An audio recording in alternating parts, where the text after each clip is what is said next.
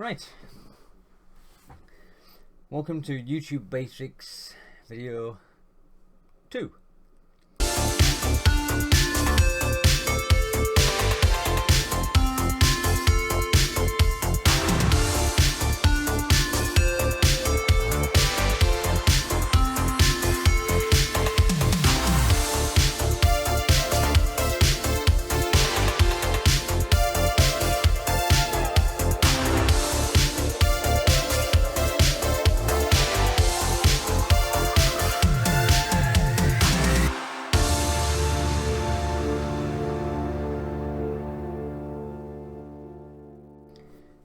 Probably in about a series of about 4 or 5 videos.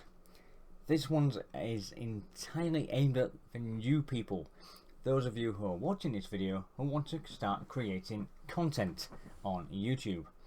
Now, the first video you probably would have watched is all about introducing yourself to YouTube and what stuff you need to actually make your videos. Item 1 being the camera, the microphone, editing software, and of course lighting. Now in this video we're going to cover the second of the first. We're going to cover lighting. So you could have the best setup imaginable. You could have the best camera, the best microphone, the best editing software, but if you don't have any lighting, then your videos ain't gonna look too brilliant. I mean, for example, if you go back on previous videos or videos that have been done in low light, the video content itself can seem rather grainy. It might look good to the untrained eye, but if you look really closely at the finer details of one of them videos, you'll see a little, it's like static in the background. It's where the picture isn't exactly how it should be. It's playing, but it's not being displayed as good as it should. Now that's where lighting plays a key role in creating your videos. Having the best light source, for example in front of you, is all about illumination. You illuminate the area around you, it makes your videos more sharp, more clear, and more enjoyable to watch because it picks up all the finer details. Now for example in this video, it may look, well, to me and you, a lot brighter, a lot more enhanced, a lot clearer than the previous videos this channel has actually produced. That is because the actual light source I had was a small 40 watt bulb behind the camera and a 60 watt bulb up there, which wasn't exactly illuminating all around me. Now what I have actually purchased in the Black Friday sale is a professional type quality lighting softbox, which basically is a black shroud covering a very powerful bulb. It's not so bright behind the actual cover that is on this light, but it doesn't blind you and basically burns your eyes. It's soft to look at, and that's the whole point of these lights. It illuminates the video behind you, it illuminates you, and it illuminates what you're going to be looking at. But as I'm looking at you right here through the camera, the light is actually there. Now it may seem bright at the minute, it's because I have a very small workspace to work in, so I'm actually probably about 2 or 3 feet away from this actual light source at the side of me. But it isn't doing anything to distract me from doing this video. It's not too much in my face that I'm sort of like that or like that to try and stop the glare from the light from either getting in my face or in particular too many bright spots in every video. The idea behind these lights is it's actually covered with a diffuser which diffuses the light in such a way that it illuminates yourself in a, it's hard to explain it, it sort of magnifies the area in which you're producing. So let's just say if we took the cover off this and just had the bulb itself, it would be a sharp blinding white light, which you'd have one big glow here and just light up the rest of the room.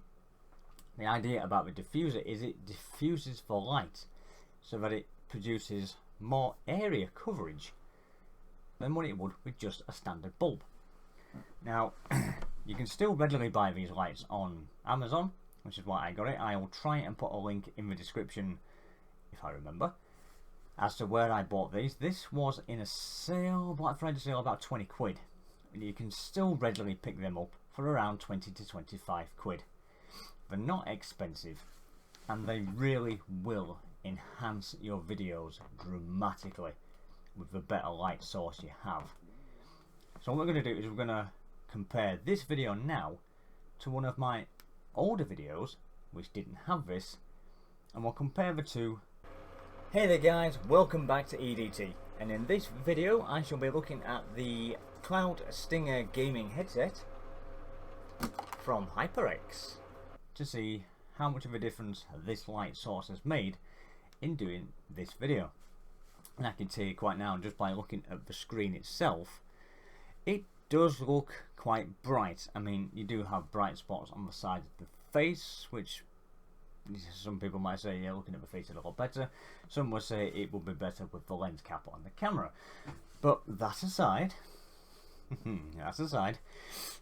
it is actually illuminating this whole area, and now the autofocus is going. That's the whole thing of buying a webcam with autofocus. If you're going to get one, turn it off, because I didn't. And I apologise if I sound like I'm bunged up, because I am. I'm currently on a hot lens sip. I'm coming down with cold. It's Christmas. I get cold. It's the world's gift to me. Merry Christmas. Here's the cold. So excuse me. That is way too warm. But what I'm going to do is, I don't really want to risk moving this camera and showing you the actual light source itself. There's going to be another video previous to this one which will explain stuff I got on a Black Friday sale. New fans for the case itself, which will be shown in another video explaining the correct use and orientation of using fans, whether it be RGB or not. These actually are RGB, and they actually come with a, what's the word I'm looking for now? Hub. A fan hub, which allows you to connect multiple fans to that and control it via your Aura Sync or whatever RGB software you have on your PC at the time. It is quite universal. It does work across all boards. So we're quite lucky in that respect. But moving on, like I say, lighting does make a lot of difference, and so does even an LED strip, which I have on my desk, which if I can get to work, excuse me. And the camera's not picked it up. Well, you can get LED light strips, you can get shelving with built-in LED strips, just to try and illuminate a bit more of your surrounding area, to make you a bit more visible to the camera. The better quality lighting you have, with a decent camera that can actually work in HD, your videos will be epically better. Ideally not to have the light so close to you, however I've got no choice because my plug is just behind the PC there, and these unfortunately do have a bit of a short cable, so if you've got an accessible plug somewhere where it's going to be far away and it's going to do its job as it should, you're going to be fine. If not, I would probably recommend a cable extension, because this is the new EU regulated plug sockets and it's a molded plug, and yeah, it's not worth it. Honestly, it's not worth it. So I'm going to put up with this as it is. It may stay as it is, but as this studio progresses, it may get slightly better. Excuse me, that was for cat. Oh, right. Excuse me. But yeah, moving forward from this, if you've got a decent HD web camera, or you've got a dedicated HD camcorder, whether it be a DSLR or a camcorder, get yourself some of these lights. There are loads on the market on Amazon, whether it be softbox lighting, you can get larger boxes, you can get smaller ones, even if you're vlogging. And I know that having one of these isn't exactly ideal, but you can get things called a ring light, which is basically what some models claim to use when using their smartphone. It's a very bright light in a ring which is supposed to sort of envelop the face. It shows off basically what one of these lights can do, but forward facing. But you don't want it too far in front, because I've never actually used these lights before and I don't know what to expect, but I am getting one for when I start doing these live streams again. It's going to be nice to have a bit of light in front of my face rather than doing live streams and seeing this whacking great light behind me, because the idea is to illuminate the face, not the back of my bald head, which would increase the lighting exponentially.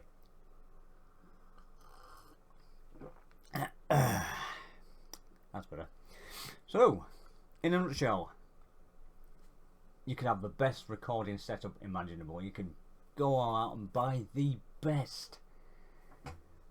But if you don't have the right lighting, it seriously probably isn't going to be the best experience for the viewers who are watching your videos back. So it's worth investing in a light source and you will see a world of difference. Like I said, I will try and put a link in the description of this video for this one in particular. If not, just go on Amazon and just type in studio lighting. That's all I put in with mine. Just studio lights, studio lighting, and there is literally pages upon pages of lights to use, and they're not overly expensive for the more budget friendly ones, all the way up to the really top tier LED lights, which you're paying professional prices. But if you're just starting out, one of these or two of these would be more than enough. It would really enhance your video quality experience, for the viewer at least, a lot better.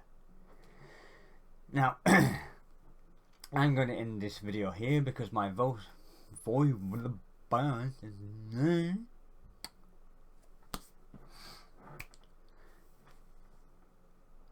is starting to go a bit croaky, and I can feel it starting to close up because I'm drinking more of this horrible lemon drink.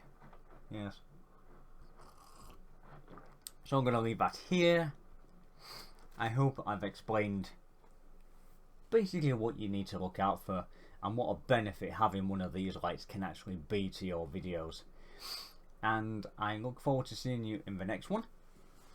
As always, if you liked this video, you can give it a thumbs up, you can give it a thumbs down, either way. You can also leave a comment in the description below what things you would like to see on the channel, what improvements I can make. Believe me, I do listen to people and I try to respond as often as I can when people leave comments of suggestions of what I can do to improve the channel. So there will be another video coming up on the case fans. There will be one up towards Christmas, which will be more of a look at where EDT is going for 2021. There is stuff already in the pipeline to relaunch this channel in 2021. New graphics, new overlays, new editing software, and hopefully this little studio will start to be getting a bit better to manage and a lot more spacious to work in, rather than the claustrophobic corner I have. But from me and this video on the YouTube basics of, well, YouTube for beginners, part 2, I hope you've enjoyed it, I hope you've learned something from it, and I hope to see you in the next video. So from me, take care and stay safe. Bye for now.